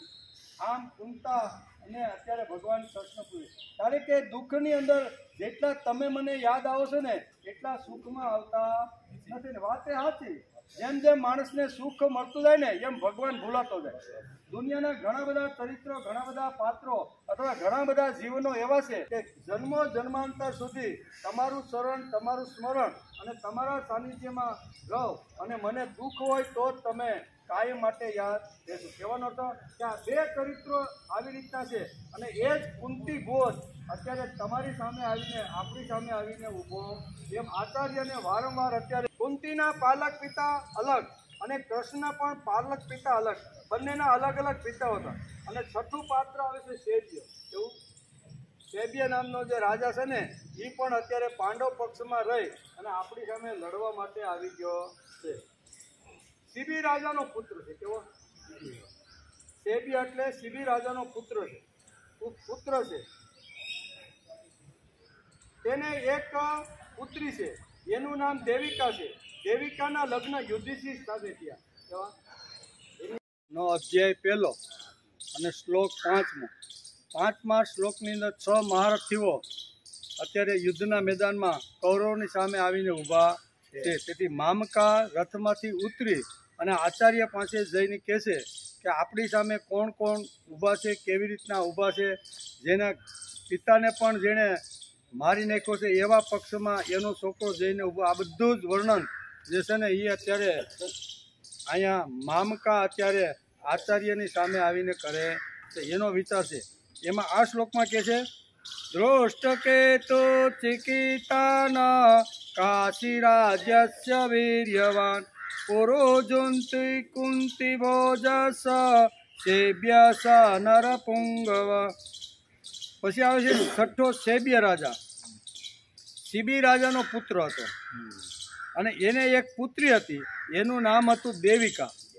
દેવિકાના લગ્ન યુધિષ્ઠિર સાથે થયા હતા. વ્યક્તિથી અંજાવાવાળા બધા જ રાજાઓ દુર્યોધનના પક્ષમાં હતા. આ ધર્મનો પક્ષ છે એમ સમજી અને જે સમજદાર અને જ્ઞાની અને તત્વજ્ઞાની જે રાજાઓ હતા ને એ બધા કોના પક્ષમાં? તો કે પાંડવ પક્ષની અંદર હતા. એમ કે ધર્મને જાણવાવાળા, સત્યને જાણવાવાળા, તત્વને જાણવાવાળા જે લોકો હતા એ બધા પાંડવ પક્ષની અંદર આવીને ઊભા છે. શૈબ્ય તત્વનિષ્ઠ રાજા હતો. પિતાના ગુણ તેનામાં આવેલા દેખાય છે. અયોધ્યાના રાજા હતા અને સ્વર્ગમાં એની ચર્ચા થતી હતી. કોની? શિબી રાજાની. આ શિબી રાજાનો પુત્ર એટલે શૈબ્ય. જેમ કુંતી ભોજનો પુત્ર એટલે કુંતા પુત્ર અર્જુન, આપણે જેમ કહીએ ને, તો એવી રીતે આ શિબી રાજાનો જે પુત્ર હતો એનું નામ શૈબ્ય. એટલે આ શૈબ્યના જે પિતા હતા ને એ એટલા સાત્વિક, એટલા પ્રામાણિક, એટલા જીવનના પાકા હતા વ્રતના કે એની ચર્ચા સ્વર્ગની અંદર થવા લાગી કે ખરેખર શિબી રાજા પૃથ્વી ઉપર એક એવો રાજા છે ને, હા અયોધ્યાનો આવ્યું ને કે અયોધ્યાના રાજા શિબી રાજા એટલું વર્ણન ત્યાં સ્વર્ગની અંદર થવા માંડ્યું. ઇન્દ્રે એક દિવસ અહીંયા શું કહેવાય વાયુને બોલે, અગ્નિને બોલાવીને કહેશે કે ભાઈ આ એમ કહેશે કે ભાઈ આવો રાજા છે, પણ એ શક્ય નથી. આપણે એની પરીક્ષા કરવી જોઈએ કે લોકો જે વખાણ કરે છે સ્વર્ગમાં શિબી રાજાના, એ શિબી રાજાના વખાણ કરે છે એ સાચા છે કે ખોટા? ઇન્દ્ર રાજા કે આપણે એની પરીક્ષા કરવી જોઈએ. તેથી અગ્નિદેવને બોલાવે છે. બે હાથ જોડીને અગ્નિ સામે ઊભા છે કે બોલો શું આજ્ઞા? તો કે આપણે એક કામ કરવાનું છે કે પૃથ્વી ઉપર આવી રીતના શિબી રાજા અયોધ્યાની અંદર એક ચમકતો હીરો અને ચમકતો રાજા છે જેની ચર્ચા અત્યારે સ્વર્ગમાં થઈ રહી છે કે આવો રાજા અત્યાર સુધીમાં અમે જોયો નથી. કોઈ પણ માણસ પોતાના રક્ષણ માટે પોતાની પાસે આવી જાય તો ગમે તે કરવું પડે તો એ રક્ષણ કરવા માટે તૈયાર છે. આવી રીતનો એ રાજા છે, પણ આપણે એની પરીક્ષા તો લેવી જોઈએ. તેથી તમારે બનવાનું હોલો અને હું બનું બાજ. ઇન્દ્ર ભગવાન શું કહે છે? હું બનું બાજ ને તમારે બનવાનું હોલો. અને આપણે ત્યાં જવાનું અને જઈને આપણે એની પરીક્ષા કરવાની છે. આમ સ્વર્ગમાંથી હોલો અને બાજ ઉડતા ઉડતા પૃથ્વીલોકમાં આવે છે અને 2-3 દિવસ સુધી આવી રીતના હોલાની પાછળ અહીંયા ભગવાન ઇન્દ્ર અહીંયા બાજનું રૂપ લઈને એની પાછળ પાછળ ફરે છે. એને ખબર હતી કે અયોધ્યામાં જઈને અહીંયા રાજા શિબીના ખોળામાં જઈને મારે રક્ષણની માગણી કરવાની. આ પ્લાનિંગ પહેલેથી આખો સ્વર્ગની અંદર ગોઠવાઈ ગયેલી વાતો હતી. એટલે હોલો જઈને શિબી રાજા જ્યાં શાંતિથી બેઠા હતા એના ખોળામાં આવીને પડ્યો. એકદમ ધ્રુજતો હતો, બરોબર, એટલો બધો ધ્રુજતો હતો કે એટલી બધો એને ડર લાગી ગયો હતો કે હમણાં જ હું મૃત્યુને પહોંચી જાય. એટલે શિબી રાજા પૂછે છે કે ભાઈ શું છે? આ તો થોડીક વારની અંદર બાજ ફૂફાડા મારતો મારતો આવ્યો. એ કે મારો ખોરાક હું 3 દિવસથી પાછા લઈને જે મને ભૂખ લાગી છે એટલી બધી જેને ગોતવા માટે હું પ્રયત્ન ક્યાં ગયો તો શિબી રાજાના ખોળામાં આવીને હોલો બેઠો હતો. શિબી રાજાને કહે છે કે આ મારો ખોરાક છે, તું મને આપી દે ભાઈ, કારણ કે અમારો ખોરાક જ માંસાહાર છે, તેથી આ ખોરાક મને મળવો અને 3 દિવસનો હું ભૂખ્યો છું. શિબી રાજા કે મારા રક્ષણમાં જે આવ્યો ને એને હું કોઈ દિવસ રક્ષણ આપ્યા વગર રહેતો નથી. મારા શરણમાં આવ્યો છે એટલે એ અત્યારે નિર્ભય થઈ જાય છે. હું એને કોઈ પણ રીતે બચાવવાનો પ્રયત્ન કરીશ. એ કે પણ મને ભૂખ લાગી છે, 3 દિવસથી મેં ખાધું નથી અને માંડ એક ખોરાક મળ્યો તો અને અહીં તમારા ખોળામાં તમે એને છૂટો કરો ને એટલે હું શાંતિથી એનું ભક્ષ કરી. આવી ઘણો બધો સંવાદ શિબી રાજા અને અહીંયા ઇન્દ્ર એટલે કે બાજની સાથે થાય છે. તો બાજ કહેશે કે ભાઈ કાંઈ વાંધો નહીં, તારે મને જો હોલો આપવાનો ન હોય, મને તો ભૂખ લાગેલી જ છે, બરાબર, તો તારા શરીરમાંથી હોલાના વજનનું મને માંસ આપી દે એટલે હું ખાઈને તૃપ્ત થઈ જાઉં. તો કે બરાબર. એમ પિંડિયેથી શરૂઆત કરી. એક ત્રાજવામાં હોલો અને બીજા ત્રાજવામાં શિબી રાજા હાથમાં છરી લઈ અને અહીંયા પિંડીમાંથી માંસ કાઢવાની શરૂઆત કરે છે. એમ કાઢતા કાઢતા કાઢતા હોલો તો નમતો જ નથી, એટલો બધો વજનદાર છે ને તે ઊંચો થતો, ગમે એટલું માંસ નાખે પણ હોલો તો ન્યા ત્રાજવામાં જ બેઠો છે, ઊંચો થાય નહીં. અને શિબી રાજા વિચાર કરે છે કે હવે શું કરવું? શરીરનું બધું જ માંસ હતું એ ત્રાજવાની અંદર મેં આ હોલાના વજન જેટલું કરવા માટે તોડી આપ્યું, તો કે હવે મારા શરીરમાં કાંઈ રહ્યું નથી એટલે હું તલવારથી મારું ગળું કાપીને માથું એની અંદર મૂકી દઉં અને એ વજનમાં જો હોલો ઊંચકી જાય તો હું આને છૂટો કરું, મારો ભલે જીવ જાય છે. એમ કરી અને આ શિબી રાજા તલવાર લઈ અને પોતાના ગળા ઉપર મૂકે છે. આ ઇન્દ્ર રાજા પ્રસન્ન થઈ ગયા છે કે ભાઈ અમે તો તારી પરીક્ષા આવું ભાઈ કઠણ કામ હવે તમે કોઈ દી કરતા. કહેવાનો અર્થ કે એ શિબી રાજાનો જે પુત્ર છે ને એનું નામ છે શેબ્ય અને વારસાગતની અંદર શેબ્યને આ ગુણો મળેલા છે કે અમારા પિતા કેવી રીતના હતા, આંગણે કોઈ પણ આવેલો હોય ને તો એને કોઈ દિવસ નિરાશ થવા દેતા. આવા અમારી પરંપરા છે, આવા અમારા પિતા હતા.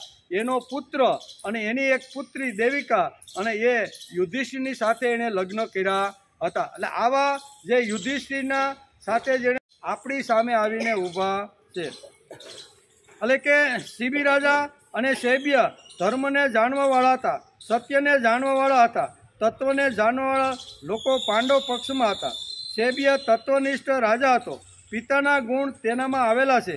અયોધ્યાના રાજા હતા અને સ્વર્ગમાં ઇન્દ્રએ એની પરીક્ષા કરવા માટે આ આખો પ્રસંગ ઊભો કર્યો અને એમાંથી પાર થઈ ગયા.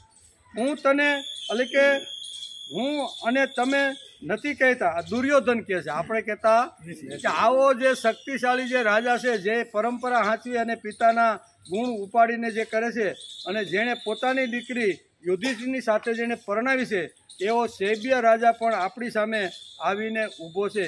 અને આ બધા કેવા છે તો કે નર પુંગવ, યુદ્ધમાંથી હટે નહીં એવા, શરીર ભલે ખલાસ થાય, યુદ્ધમાં મૃત્યુ આવે તો એને સામે લડી લેવાનું પણ પાછી પાની કરે નહીં એવા બળવાન શક્તિશાળી આ 6 યોદ્ધાઓ છે ને એ 6 યોદ્ધાનું વર્ણન અત્યારે અહીંયા દુર્યોધન આચાર્યને આ 5મા શ્લોકની અંદર કરે છે. શેબ્ય તત્વનિષ્ઠ રાજા હતો, પિતાના ગુણો તેનામાં આવેલા છે. અયોધ્યાના રાજા હતા, સ્વર્ગમાં ચર્ચા થઈ, ઇન્દ્રે પરીક્ષા કરી અને એ પરીક્ષામાંથી પાર ઉતરી ગયા. હું અને તમે આ વાત કહેતા નથી, દુર્યોધન કહે છે. શું કહે છે? દૃષ્ટકેતુ ચિકિતાની કાશી રાજ્યસ્ય વીર્યવાન પુરુજુંતિ કુંતી ભોજસ સેવ્યસ્ય નરપુંગ. આવો સેવ્ય નરપુંગવ રાજા હતો. કોણ કહે છે? દુર્યોધન. કોને કહે છે? આચાર્યને. બરોબર ને? આચાર્યને અત્યારે કહે છે કે આવા 6 પ્રકારના મહાન યોદ્ધાઓ જેની પાસે એક અક્ષરની સૈન્ય છે ને, આવા બધા રાજાઓ આપણી સામે યુદ્ધની અંદર તૈયાર થઈને મોટા મોટા ધનુષ હાથમાં પડેલા છે અને મોટા મોટા રથ ઉપર આવીને સજ્જ થઈ ગયેલા છે. આપણે બધા સાથે મળીને અભ્યાસ કરીએ છીએ. અભ્યાસ કરતાં કરતાં આપણે જીવનને ઘડવાનો પ્રયત્ન કરીએ. એક ઇતિહાસ છે અને બીજું તત્વજ્ઞાન છે. આ બેને સાથે રાખીને આપણે અહીંયા ઘણા સમયથી 9-10 દિવસથી આપણે અભ્યાસ કરતા રહેલા છે. શા માટે? તો કે અમારે પણ શ્રીમદ ભગવદ્ ગીતા અને મહાભારતનો જે ઇતિહાસ છે એ ગુણો અમારા જીવનમાં લાવવાનો અમે પ્રયત્ન કરીએ છીએ. આપણે આપણું ઘડતર ક્યાં સુધી કરવાનું? અહીં વડલાઈથી ક્યાં સુધી બેહવાનું ભાઈ? કે જ્યાં સુધી એકડો ઘૂંટાઈને દોડા જેવો ન થાય ત્યાં સુધી. હાથીના પગ જેવો એકડો થવો જોઈએ ને. બાળપણમાં આપણે બધા ભણતા ને એકડો પાટીમાં આપે ને સાહેબ કે ભાઈ આને તું ઘૂંટી નાખ, પછી કેવો બનાવી? રાંઢવા જેવો બનાવી દઈ, મોટો રાંઢવા જેવો. આ રાંઢવા જેવો ન થાય ત્યાં સુધી આપણે અહીંયા અભ્યાસ કરવાનો. 1-2 દિવસનું અહીંયા નથી કે ભાઈ એક દિવસ આવ્યો, અઠવાડિયે આવ્યો કે 15 દિવસ માટેનો આ આપણો અભ્યાસ નથી. સતુ દીર્ઘકાલ આપણા શાસ્ત્રકારો કહે છે, સૂત્રોમાં લખ્યું છે કે સતુ દીર્ઘકાલ નૈરંતર્ય સત્કારા સેવિતો દ્રઢભૂમિ. કોઈ પણ વિચાર જો જીવનમાં લાવવાનો હોય તો લાંબા સમય સુધી સાતત્યપૂર્વક એક જગ્યા ઉપર બેસીને જો એ વિચારોનું શ્રવણ કરવામાં આવે તો એ વિચાર 12 વર્ષ પછી આપણા જીવનમાં દ્રઢ થાય છે. કેટલા વર્ષ? સતુ દીર્ઘકાલ લખ્યું છે. સતુ દીર્ઘકાલ નૈરંતર્ય સત્કારા સેવિતો દ્રઢભૂમિ. બરોબર ને? આપણે કાંઈ મેથીની ભાજી વાવી નથી. મેથીની ભાજી આજે વાવીએ અને મહિનાની અંદર તો એના ભજીયા પણ બની જાય. પણ વડલાનું વૃક્ષ જો આખું નિર્માણ કરવાનું હોય ને તો એને ઘણો સમય લાગે છે. એટલે આપણે જ્યાં અભ્યાસ કરવા માટે શ્રીમદ ભગવદ્ ગીતા અને એની સાથે ઇતિહાસ લઈને આપણે જે અભ્યાસ કરીએ છીએ એ શા માટે છે? કે આપણે આપણા જીવનનું ઘડતર કરવાનું છે. જીવનનું ઘડતર કરીએ તો જ એની કિંમત થાય છે. આપણે આપણું ઘડતર ક્યાં સુધી કરવાનું? જ્યાં સુધી જેટલો સમય, જેટલા દિવસ અને જેટલા વર્ષ લાગે ને ત્યાં સુધી આપણે અહીંયા ભગવાન શરીરમાંથી પ્રાણ ખેંચે નહીં ને અને શરીર હાલતું ચાલતું હોય ને ત્યાં સુધી આપણે અહીં બેસવાનું છે. ઇતિહાસ દ્વારા આપણે ફિલોસોફી તત્વજ્ઞાનમાં પહોંચવું છે. તેના માટે વર્ષોનો અભ્યાસ જોઈ છે. 5-25 દિવસમાં આ તત્વજ્ઞાન કાંઈ આપણા જીવનમાં આવતું. પહેલાં ઇતિહાસ સમજી લેવો પડે કે આખો પહેલો જે શ્રીમદ ભગવદ્ ગીતાનો પ્રથમ જે અર્જુન વિષાદ યોગ છે ને એ આખો ઇતિહાસ સમજાવવાનો પ્રયત્ન વેદવ્યાસે કર્યો છે. કે ઇતિહાસ માણસને ગમે, ઇતિહાસ માણસને રુચિ કરે, ઇતિહાસમાં માણસને મજા આવે. એમાં બધું ઘણું બધું આવી રીતની વાર્તાઓ રૂપે હોય. એટલે ઇતિહાસ તો આપણે સમજવાનો છે. પણ આ મેલેરિયાની જે તાવ લાગુ પડ્યો છે ને એમાં મેલેરિયાનો તાવ ઉતારવા માટે એને ગોળી તો આપવી જ પડે. પણ ગોળી કેવી છે? બહુ કડવી છે. કેવી? તો કડવી હોય પણ છતાંય એ તાવ ઉતારવા માટે લેવી તો પડે જ. એટલે ગમે તે રીતે કોઈ ગોળમાં નાખીને ગયા ને કોઈ આવી રીતના કોટેડ કરીને ગયા પણ પાવી તો પડે. તેથી પહેલાં આપણે ઇતિહાસ સમજીએ અને એની અંદર ધીમે ધીમે ભગવાન બીજા અધ્યાયની અંદર તત્વજ્ઞાનની શરૂઆત કરે છે. એનો પણ આપણે વિચાર આગળ કરવાનો છે. ઇતિહાસ દ્વારા આપણે ફિલોસોફી એટલે કે તત્વજ્ઞાનમાં પહોંચવાનું છે. તેના માટે વર્ષોના વર્ષો જો અભ્યાસ કરવો પડે તો કરશું. આપણે શું કામ છે? આપણે ખેતરે જવું નથી, વેપાર કરવો નથી, ગાદી ઉપર બેહવું નથી, ક્યાંય જવું છે ઓફિસે? આપણે કાંઈ નાથ અને મોવડો કાઢેલા છે. આપણે બધા કેવા બધાના નાથ અને મોવડો કે છે કોઈ ને? લગભગ અહીં બેઠા એમાં મોધાનો નાથ મોવડો. બાપા હવે તમે છૂટા, તમે અમારા માટે ખૂબ કર્યું, ખૂબ જીવા, ખૂબ સારું અમારા માટે ભંડોળ એકઠું કર્યું. રાત દિવસ જોયા વગર અમે મોટા થાય, અમે સારા થાય, અમે ભણીએ, અમે નોકરી ધંધો કરીએ, અહીં સુધી હવે તમે અમને પહોંચાડી દીધા છે. આટલી તમારી જવાબદારી પૂર્ણ અને હવે તમારે જવાનું છે ને એની તમે તૈયારી કરો. આમ આપણા દીકરાઓ આપણે ધક્કો મારીને કહેતા હોય, જો આપણે સમજી જઈએ તો, અને ન સમજીએ તો પછી ધક્કા મારીને કાઢે એના કરતાં સમજીને બહાર નીકળી જવું સારું. એમ ધક્કા મારીને કોઈ કે આ ડો બાપો જાતો નથી, પોતા મારવાના છે ને આમ કરવાનું છે ને કેટલું છે ને આ સોફા ઉપર આવીને બેઠો છે, બહાર હોય નીકળ. એ ધક્કા મારે એ પહેલાં 8 વાગે ઘરમાંથી તૈયાર થઈ ફર્સ્ટ ક્લાસ બહાર નીકળી. અને ઇતિહાસ એટલે મહાભારતને આવી રીતના સમજવાનો પ્રયત્ન આપણે કરતા રહેલા છીએ. શ્રીમદ ભગવદ્ ગીતા વિચારીને જીવનમાં લાવવો જોઈએ. માટે ઘણી બધી વાતો ભાગવતકાર વેદવ્યાસે લખી છે, એને વિચારી અને જીવનમાં લાવવાનો પ્રયત્ન કરવો જોઈએ. અને આપણે બધાએ અભ્યાસ કરી જીવન ઘડતર કરવાનું છે. આપણે બધા મળ્યા શા માટે? આપણે આપણું જીવન ઘડતર કરવાનું છે. જેની જેવી બુદ્ધિ, જેટલી શક્તિ, જેટલી શું કહેવાય ગ્રહણ કરવાની તાકાત, એ પ્રમાણે માણસ પોતપોતાનું ઘડતર કરતો રહેલો છે. બધાનું ઘડતર કાંઈ સરખી રીતે એક જ સરખું થાય એવું નથી. બાપને 5 દીકરા હોય અને 5 જ્યારે નોખા થાય અને બધાને 25-25 વીઘા જમીન આપે, બળદના ભાગ પાડે, ગાડું જે કાંઈ હોય, નાના મોટા હથિયાર બધું હરખું ભાગે આપી કે નહીં? પણ 10 વર્ષ પછી 5 દીકરાની ઘેરે જાય તો બધાની સ્થિતિ અલગ અલગ હોય કે ન હોય? બધાની અલગ. ને કે બાપાએ તો બધું હરખું કરીને બધું હાઈ ક્લાસ પાના નાખીને ફર્સ્ટ ક્લાસ કરીને બધાને આપી દીધું. જો એ હરખું રહેવું જોઈએ તેનો અર્થ એમ કે બધાની બુદ્ધિ હરખી હોતી નથી. કોઈ વધારે, કોઈ ઘટાડે, કોઈ ત્યાં રાખે, અને કોઈ કે બાપાનું છે તો આને સાંભળો. આવી રીતનું ઘણું બધું હોય છે. એવી જ રીતે માણસ વિચારો સાંભળ્યા પછી કાંઈ બધા જ વિચારો એક જ વિચારના લોકો થાય છે એવું નથી. જેની જેવી શક્તિ, જેની જેવી બુદ્ધિ, જેની જેવી ગ્રહણ કરવાની તાકાત, એ પ્રમાણે આપણે અહીંયા બેસવાનો પ્રયત્ન કરીએ છીએ. આ જીવન વૃક્ષ જમીનમાંથી પાણી ખેંચવાની શરૂઆત કરે છે. મોટું થશે પછી તેને ખેંચવાની જરૂર નથી. મોટું થઈ જાય પછી, માનો કે આ વડલો છે, અમે જ્યારે સોસાયટીમાં રહેવા આવ્યા ને ત્યારે એક આ વડલો ને એક આ પીપળો, એ અમે 2-3 બાપા હતા ને, આ 2-3 વાવેલા છે, બરોબર. એટલે એને ઉછેરતા 5-7 વર્ષ ધીમે ધીમે વાડ કરી, થોડા કાંટા કાપીના કાંઠેથી લઈ આવી, એમ કરીને આ વડલા અને બેને આવી રીતના ઉજેર્યા. અને ઉજેર્યા પછી મોટું વટવૃક્ષ થયું. તો કે આજે 12 વર્ષ પછી કે 13 વર્ષ પછી આને સંભાળવાની જરૂર છે? આના 13-14 વર્ષ થઈ ગયા, સમજો ને. 14 વર્ષથી આ વડલો ધીમે ધીમે નાના એવા બીજમાંથી આટલું મોટું વટવૃક્ષ થયું છે. પણ એ વટવૃક્ષ થાય ત્યાં સુધી સંભાળવાનો પ્રયત્ન માણસે કરવો જોઈએ. પછી તો મૂળિયા દ્વારા પોતાનો ખોરાક પોતાની જાતે મેળવી લે. શરૂઆતમાં નાનું હોય ત્યારે પાણી પાવું પડે કે નહીં? પણ પછી હવે એને કોઈ પાવા જાય છે? લીમડાને પાતું નથી, આને પાતું નથી, પીપળાને. એ બધું પોતે પોતાની રીતે જમીનમાં ઊંડા મૂળિયા જાય અને જેમ પાણી મેળવી લે એમ આપણે પણ ક્યાં સુધી બેસવાનું?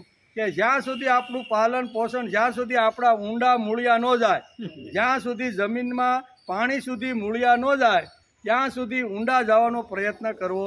પછી એને પાવ નહીં તો હાલે, પછી અહીં બેહવાનું આવો, વાંચો નહીં કાંઈ. કારણ કે અહીં સ્વયં આવી રીતનું પોષણ કરતું થઈ ગયું છે. જ્યાં જશે, જ્યાં બેસે, જ્યાં કહેશે ને ત્યાં ભગવાનની જ વાતો, સારી વાતો કરશે.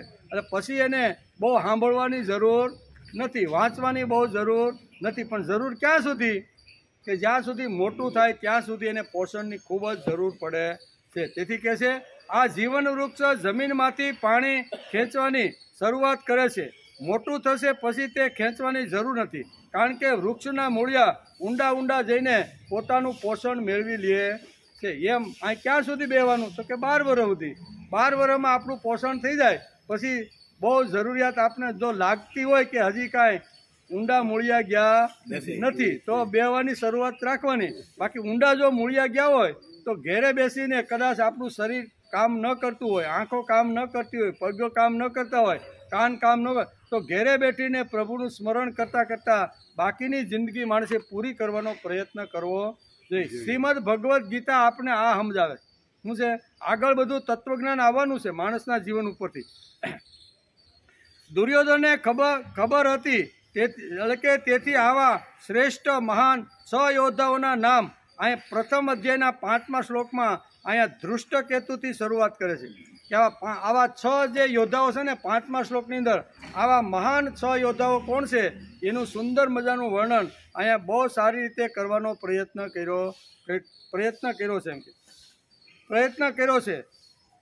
ટ્રેન, વૃક્ષ, વિમાન જેટલી આપણી ઊંચાઈ જશે ત્યારે આપણે બહુ મહેનત કર વિમાન જ્યારે બેઠા છે લોકોને ખબર જ છે કે વિમાન જ્યારે આવી રીતનું જ્યારે શું કહેવાય એના કેવું હા જ્યારે ઉડવાની શરૂઆત કરે ને ત્યારે બહુ શક્તિની ખૂબ જ જરૂર પડે બરાબર ને પંખા ચાલુ કે કોઈ પણ રીતે એ ઉપર આવે ને એવી રીતના એટલે જબરજસ્ત એને શક્તિનો ઉપયોગ કરવો પડે છે અને સીધું આમ જ જવાનું છે કેમ આમ અને પછી ધીમે ધીમે ધીમે થોડીક 20,000 25,000 30,000 ફૂટ હાઈટ થઈ જાય ને પછી એને કાંઈ બહુ જરૂર પડતી શક્તિની જરૂર ક્યારે પડે કે જ્યારે ઉપાડવું હોય ત્યારે અને પાછું એને એનામાં આવી જાય ત્યાં પછી શક્તિની જરૂર પડતી નથી એમ આપણે જ્યાં સુધી મૂળિયા ઊંડા ગયા હોય ને જાય ત્યાં સુધી આપણે શક્તિની ખૂબ જ જરૂર પડે છે ને પછી ઊંડા મૂળિયા વયા જાય પછી કાંઈ વાંધો નથી એમ કે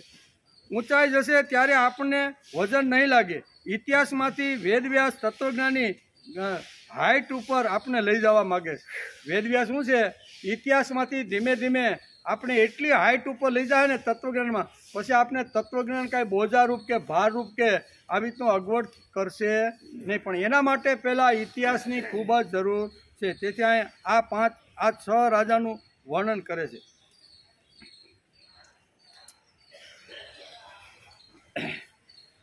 દૃષ્ટકેતુ ચિકિતાની કાશીરાજસ્ય વીર્યવાન પુરુ કુંતી ભોજસ સેવ્યસ્ય નરપુંગવ આમ કરી અને આ બધા રાજાઓનું વર્ણન કરે છે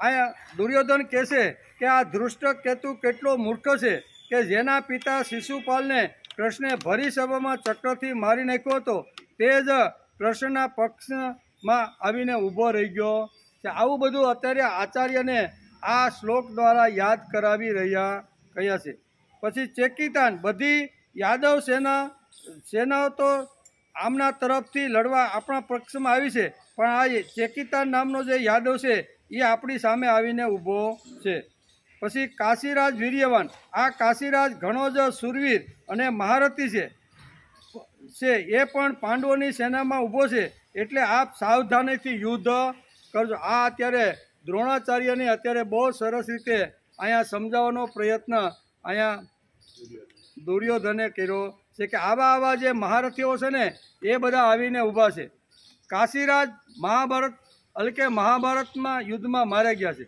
પછી પુરુજીત કુંતી ભોજસ જોકે સુરજીત અને કુંતી ભોજ એ બંને કુંતીના ભાઈ હોવાથી અમારા અને પાંડવોના મામા છે તો પણ એમના મનમાં પક્ષપાત હોવાના કારણે એ અમારી વિરુદ્ધમાં પક્ષે આવીને ઊભા છે પછી સેબ્ય નરપુંગવ આ સેબ્ય યુધિષ્ઠિરના સસરા છે એ મનુષ્યમાં શ્રેષ્ઠ અને બહુ જ બળવાન છે પરિવારને સંબંધે એ પણ આપણા સંબંધી છે પરંતુ તે પાંડવોના પક્ષમાં આવીને ઊભા આવા 6 યોદ્ધાઓનું વર્ણન સુંદર મજાનું કરે છે અને અહીંયા વેદની વાણી છે વેદવ્યાસ અત્યારે લખે છે અને અત્યારે અહીંયા દુર્યોધન અત્યારે આચાર્યને આ પ્રમાણે કહે ભગવાનની વાણી મોટા ઋષિમુનિઓની વાણીથી પણ દ્રઢ અને શ્રેષ્ઠ છે કારણ કે ભગવાન ઋષિઓના આદિ છે ભગવાનની વાણીનો આપણે અત્યારે જે ભગવાનના મુખારવિંદમાંથી જે શ્રીમદ ભગવદ્ ગીતા જે નીકળી એનો અત્યારે અભ્યાસ આપણે કરી રહી છીએ ઋષિઓ કરતાં કહે છે શ્રેષ્ઠ છે શા માટે તો કે ઋષિઓના પણ આદિ ભગવાન શ્રી કૃષ્ણ છે અહમાર્દિ દેવાનામ મહર્ષિણાંચ સર્વસ આથી ગમે તેટલા મોટા ઋષિમુનિ સંત મહાત્મા કેમ ન હોય પણ ભગવાન ઋષિઓના આદિ છે તેથી એના આદિના મોઢામાંથી નીકળેલું આ તત્વજ્ઞાન છે એનો અભ્યાસ કરવા માટે આપણે બેઠા છીએ ઋષિમુનિઓની કે સંતોની વાણી ગમે તેટલી શ્રેષ્ઠ કેમ ન હોય પરંતુ તે ભગવાનની દિવ્યતા દિવ વાણી એવી શ્રીમદ ભગવદ્ ગીતા તોલે આવી શકે એમ નથી પગદંડીને પદ્ધતિ કહે છે અને રાજમાર્ગ ઘંટપંથ એટલે કે ઘંટાપંથ અથવા પહોળા રસ્તાઓને પ્રસ્થાન કહે છે શ્રીમદ ભગવદ્ ગીતા ઉપનિષદ અને બ્રહ્મસૂત્ર આ 3 પ્રસ્થાન ત્રયી છે શરૂઆતમાં આપણે પહેલા દિવસે જોતા હતા કે પ્રસ્થાન ત્રયીની અંદર શ્રીમદ ભગવદ્ ગીતાનો સમાવેશ કરવામાં આવ્યો છે થઈ એટલે ભારતીય સંસ્કૃતિના જબરજસ્ત જે 3 ગ્રંથો છે એમાં ઉપનિષદ આવે, બ્રહ્મસૂત્ર આવે અને શ્રીમદ ભગવદ્ ગીતા આવે. આને કહેવાય બ્રહ્મસૂત્રી. અને એની અંદર પણ અહીંયા વેદ વ્યાસે અહીંયા શ્રીમદ ભગવદ્ ગીતાને બ્રહ્મસૂત્રમાં સ્થાન આપ્યું છે. બ્રહ્મસૂત્રમાં એને સ્થાન મળેલું છે. બાકીની બધી પદ્ધતિઓ અર્થાત પગદંડીઓ છે. પ્રસ્થાનત્રયમાં શ્રીમદ ભગવદ્ ગીતા બહુ વિલક્ષણ છે, કેમ કે એમાં ઉપનિષદ અને બ્રહ્મસૂત્ર બંનેનો સાર આવી જાય. શ્રીમદ ભગવદ્ ગીતાની અંદર અહીંયા બ્રહ્મસૂત્ર અને આવી રીતના જે ઉપનિષદો છે એ બેનો સાર એનો આપણે અભ્યાસ કરીએ છીએ. શ્રીમદ ભગવદ્ ગીતા ઉપનિષદોનો સાર છે, પરંતુ વાસ્તવમાં ગીતાની વાત ઉપનિષદથી પણ વિશેષ છે. કારણ કરતાં કાર્યમાં વિશેષ ગુણ હોય છે. જેમ કે આકાશમાં શબ્દ એક ગુણ છે, પરંતુ તેમાં કાર્ય વાયુમાં શબ્દ અને સ્પર્શ 2 ગુણ છે. કાર્ય કરતાં કારણનું મહત્ત્વ વધારે છે. તેથી ભગવાનનું મહત્ત્વ વધારે છે. એનું કારણ શું છે? તો કે ભગવાનના મુખારવિંદમાંથી શ્રીમદ ભગવદ્ ગીતા ગવાય છે. અને ભગવાનના વેદોની અંદર તો વેદો જે છે ને એ ભગવાનના શ્વાસોશ્વાસ છે. વેદો ભગવાનના નિશ્વાસ શ્વાસોશ્વાસ છે અને શ્રીમદ ભગવદ્ ગીતા એ ભગવાનની વાણી છે. નિશ્વાસ શ્વાસનો સ્વાભાવિક હોય છે, પરંતુ શ્રીમદ ભગવદ્ ગીતા ભગવાને યોગમાં સ્થિત થઈને કહી છે. તેથી વેદો કરતાં પણ ગીતાનું મહત્ત્વ વધારે છે. કારણ કે ઉપનિષદ અને જે બ્રહ્મસૂત્ર છે એ બધાને સાથે રાખીને ગીતાની અંદર આ બધા સિદ્ધાંતો ભગવાને મૂકી દીધા છે. તેથી મહાન છે. તેથી અહીં કહે છે ન અશક્યમ તન્મયા ભૂય તથા વાક્તો ન શેષત પરમ હિ બ્રહ્મ કથિતમ યોગયુક્તેન તન્મયા. ભગવાન મહાભારત આપણે જો વાંચતા હતા એમાં આ શ્લોક આવતો હતો કે ભગવાનની વાણી પવિત્ર શા માટે છે? તો શું કહેવાય, મહાભારતની અંદર વેદવ્યાસે લખ્યું છે. અને આપણે જે વખતે ભીષ્મ પર્વ હાલતો હતો એની અંદર શ્રીમદ ભગવદ્ ગીતા પણ આખી ગૂંથી લીધી છે. એટલે કે ન શક્યમ તન્મયા ભૂય, ભગવાન બોલ્યા તે પૂરેપૂરું તે જ રૂપમાં ફરીથી કહેવું હવે મારા વશની વાત નથી. બરાબર ને? આપણે જે વખતે અહીંયા મહાભારતના આસો પર્વની અંદર આસો પર્વ આવ્યો ને, તો આસો પર્વની અંદર જે વખતે યુધિષ્ઠિરને ગાદી ઉપર બેસાડીને ભગવાન કહે છે કે હવે હું દ્વારકા જાઉં છું. અર્જુન એને સીમાડા સુધી મૂકવા માટે રથમાં બેસીને આવે છે. આપણે આ મહાભારત વાંચતા તે વખતેનો આ પ્રસંગ છે.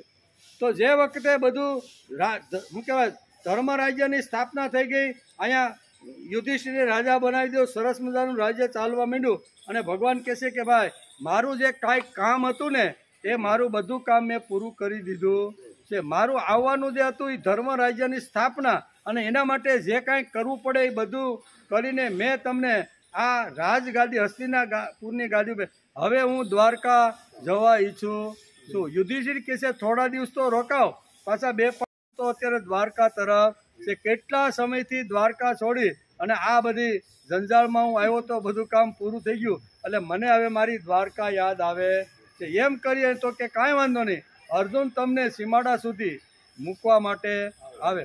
અને એ વખતે ભગવાન એટલે કે અર્જુનના બંનેના રથ તો અલગ અલગ હતા, બંનેના સારથી પણ અલગ. આ સીમાડા સુધી આવી અને 2 હાથ જોડીને અર્જુન ભગવાનને કહે છે કે ભગવાન કુરુક્ષેત્રના મેદાનની અંદર તમે મને જે વિશ્વરૂપ જે બતાવ્યું હતું ને એ ફરીથી બતાવો નહીં. કે ક્યાં માગણી કરે છે?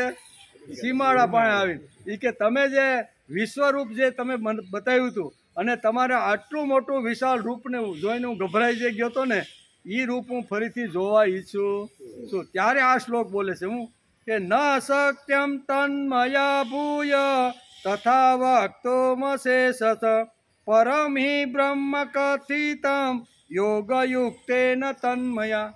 કે હે અર્જુન, એ તો બધા દિવસો ગયા. મેં તને કુરુક્ષેત્રમાં એ વખતે હું વસુદેવ દેવકીનો પુત્ર હતો નહીં, અને આજે તો તારી સાથે હું જે રથમાં બેસીને તું મને જે સીમાડા સુધી વળાવવા આવ્યો છો ને, એ તો હું દેવકી ને વસુદેવનો પુત્ર. પણ એ વખતે મેં તને જે વિશ્વરૂપ જે બતાવ્યું ને એમાં હું દેવકીનો પુત્ર કે યશોદાનો પુત્ર હતો નહીં. તેથી જે 10મા અધ્યાયમાં એણે કીધું ને કે એટલે કે વાસુદેવ એટલે કે કેવું કુળ, યદુકુળની અંદર કૃષ્ણ હું છું, એવો શબ્દ બોલ્યા. હું યદુકુળની અંદર કૃષ્ણ એની વિભૂતિનું વર્ણન કરતા ભગવાન અહીં કહે છે કે ભાઈ ઈ દાડા તો બધાય ચાલ્યા ગયા, ઈ વખતે હું કોઈ હતો, કોણ હતો, તો એનું વર્ણન કરે છે.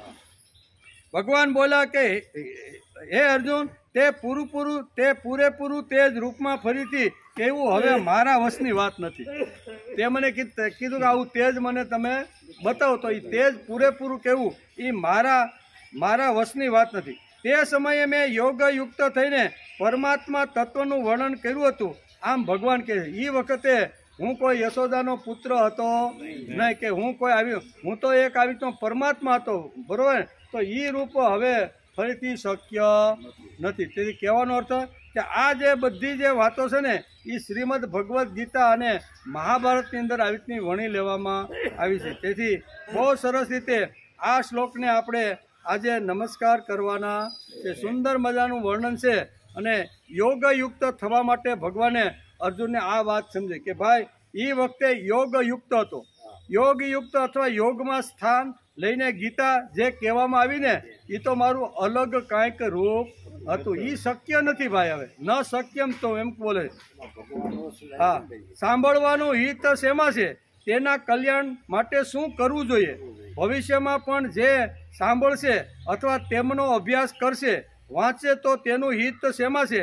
આ પ્રમાણે બધા સાધનોના હિતમાં સ્થિત થઈ અને શ્રીમદ ભગવદ્ ગીતા મેં તને જે કીધી છે એનું આ બધા જો સ્મરણ કરશે, સાંભળશે, તો એ બધાનું કલ્યાણ અને હિત થવાનું છે. અત્યારે હું તને એ કોઈ વાત કહી શકું એવી મારી કોઈ લાયકાત નથી. હું તો એક યદુકુળનો એક દેવકી અને વસુદેવનો પુત્ર છું. એ વખતે હું કાંઈ હતો નહીં. એમ બધા દર્શનશાસ્ત્રો ગીતાની અંતર્ગત છે, પરંતુ ગીતા કોઈ પણ દર્શનશાસ્ત્રની અંતર્ગત નથી. દર્શનશાસ્ત્રમાં જગત શું છે, જીવ શું છે અને બ્રહ્મ શું છે તેનું શિક્ષણ આપવામાં આવે છે, પરંતુ ગીતા કોઈ પણ પ્રકારનું શિક્ષણ આપતી નથી. શ્રીમદ ભગવદ્ ગીતા સમસ્ત જીવનો અનુભવ ઠાલવે. શું કહે છે? શ્રીમદ ભગવદ્ ગીતા પોતાનો અનુભવ ઠાલવે છે. એટલે કે છે નમે પાર્થાસ્તિ કર્તવ્ય. આનો અનુભવ છે. અહીં જે લડવા માટે જે તૈયાર થતો નથી ને, અને ભાગવાની જે વખતે વાત કરે છે એ 3જા અધ્યાયની અંદર ભગવાન કહેવાના છે કે નમે પાર્થાસ્તિ કર્તવ્યમ ત્રિષુ લોકેશુ કિંચનમ નાન વાપ્તમ વર્ત એવ ચ કર્મણિ. કે હે અર્જુન, મારે આ જગતની અંદર ત્રિલોકની અંદર એટલે આકાશ હોય, પૃથ્વી હોય કે પાતાળ હોય, એમાં મારે કાંઈ કરવા જેવું નથી. કારણ કે સર્જન જ મેં કર્યું છે, સૃષ્ટિ જ હું ચલાવું છું, સંભાળું છું, પણ હું જરૂર પડે ને ત્યારે એને પ્રલય પણ કરવાનું કામ હું કરું છું. પણ છતાંય આજે તારા રથના ઘોડાને સંભાળવાનો તારો સારથી બનીને હું તારું કામ કરું છું. તેથી અહીંયા બહુ સરસ રીતનું સમજાવે છે કે આ જે તત્વજ્ઞાન છે ને એ તત્વજ્ઞાનની વાતો બધી આગળ આવવાની છે. પણ કહેવાનો અર્થ કે અહીંયા દર્શનશાસ્ત્રમાં જગત શું છે, જીવ શું છે, એ બધી વાતો છે. શ્રીમદ ભગવદ્ ગીતામાં કોઈ મત સંપ્રદાયનો આગ્રહ નથી, બલકે માત્ર જીવના કલ્યાણ માટેનો જ આગ્રહ. જીવનું કલ્યાણ શેમાં થાય એ જ ભગવદ્ ગીતા વિચારે છે. એનો વિચાર આપણે ઘણા સમયથી કરતા રહ્યા છીએ. એમાં પ્રથમ અધ્યાયના 5મા શ્લોકની અંદર આ 6 મહારથીઓને દુર્યોધને યાદ કરી અને આચાર્યને આ પ્રમાણે કીધું. હવે 6ઠા શ્લોકની અંદર જે હમણાં આપણે ગાયું ને, કુંતી માતા બાંધે અમર રાખડી, એનો વિચાર આપણે આવતીકાલે કરવાનો. એ શ્લોકની અંદર અભિમન્યુનું વર્ણન ભાગવત, હા, એમાં 6ઠા શ્લોકનો વાંચી રાખી. યુધામાન્યો ચ વિક્રાંત ઉત્તમો જાસ વીર્યવાન સૌભદ્રો દ્રૌપદેયા ચ સર્વ એવ મહારથા. મારી સામે કેવા કેવા મહારથીઓ આવીને ઊભા છે.